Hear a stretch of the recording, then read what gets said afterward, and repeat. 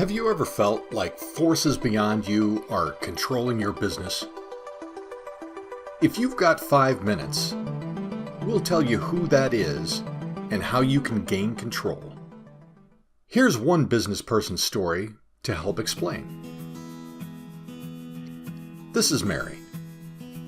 Like most of us, Mary has a brain. And like most of us, she brings her brain along with her to help run her business.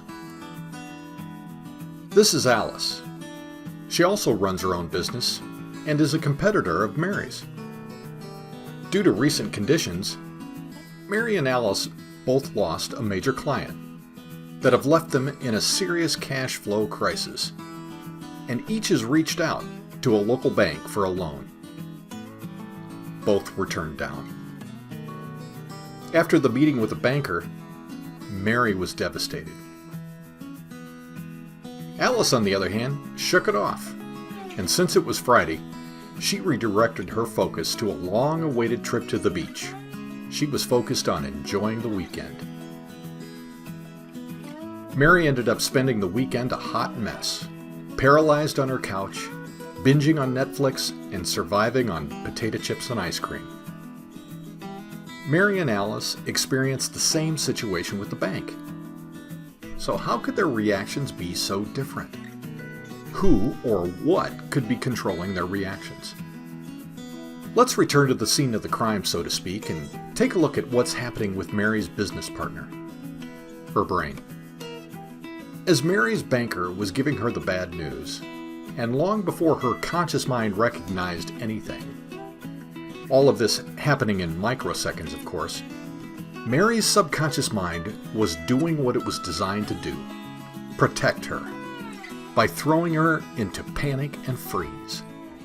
Here's a metaphor which might help explain. Think of your subconscious mind as a vast warehouse filled with all the things that you've ever experienced in your entire life. All of this data is stored in the form of interpreted memories containing meaning. These memories serve as the building blocks of who we've become and how we see ourselves and the world around us. As we experience situations in our present day-to-day lives, the subconscious mind is constantly referring to all the data that has been stored to dictate our reactions to those situations.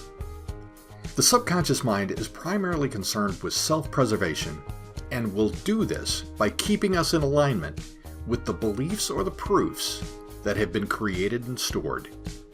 It's not interested in logic or reason, and for better or worse, this system works because it has kept us alive thus far. Now, using the example of the meeting with her banker, let's take a peek inside Mary's subconscious warehouse and see how all of this happens. Meet Jim.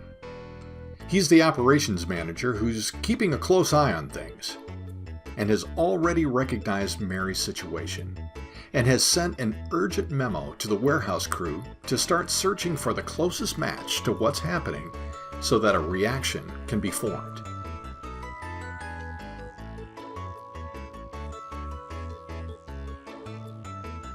The memo is rushed back to Bob and Larry in the warehouse, who quickly snap away from their coffee break and start rummaging through all of the old boxes of memories.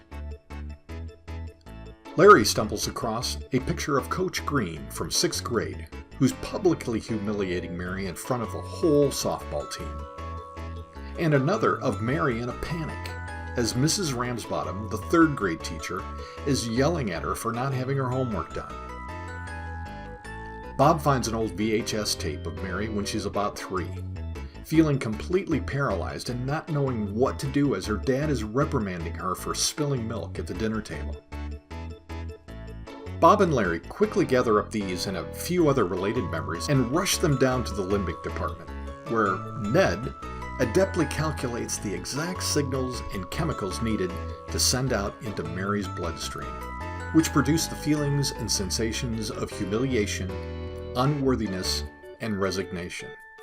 That will in turn cause Mary to experience stress while she's in the meeting with her banker, and initiate those old familiar feelings of panic and freeze. Now becoming aware of the sudden flood of chemicals in the system, Eugene, the CEO of the whole operation, also known as the conscious mind, and who, by the way, is unaware of everything that's been happening back in the warehouse, steps in and tries to assign blame for Mary's feelings. Meanwhile, Bob and Larry, back in the warehouse, now take this new memory of Mary with her banker and file it in the big box labeled "Not Worthy," thus adding one more proof for Mary that she is in fact unworthy, and that she should feel like an incompetent business person and have low self-esteem. And even though Mary may not be feeling great, the subconscious team has expertly done its job of once again keeping Mary alive in the face of danger. Now back to the story. It's Monday morning. Alice had a great weekend and jumps into coming up with another plan to raise capital. She's optimistic and confident and operating from a completely different set of memories and proofs than Mary, who on the other hand has spent the entire weekend replaying the incident in her mind and living in a state of stress, doubting herself, feeling stuck about what to do, and is now wondering who or what is responsible for yet another failure. Alice and Mary experienced the same results with the bank. How is it that Alice responded with optimism and creativity, and Mary responded by freezing and giving up? So, as promised earlier, I will now reveal the culprits who are controlling your emotions and reactions, and ultimately your business decisions. And as you may have guessed, it's Bob and Larry. The way that we feel and how we react are dictated by what the subconscious mind is referring to as proof. In other words, those old memories. And the key to controlling Bob and Larry and transforming your life is to change the stuff in the boxes, to change the old negative childhood memories to positive. And the truly great news is that you can. Through a process known as Childhood Memory Transformation, or CMT, you can learn the skills needed to actually change how the subconscious mind holds old negative childhood memories and change them to positive. Just imagine if Mary had the ability to change the memories that her subconscious mind was referring to that caused her stress reaction to her banker's decision. She would be living in a non-stress state, able to make effective decisions and strategize more creatively. Changing old negative memories to positive changes everything. It allows us to see the world in a completely different way. For free information and videos to learn this process for yourself and to begin transforming your life today, click the links in the description below. Or let Bob and Larry keep running your business. The choice is yours.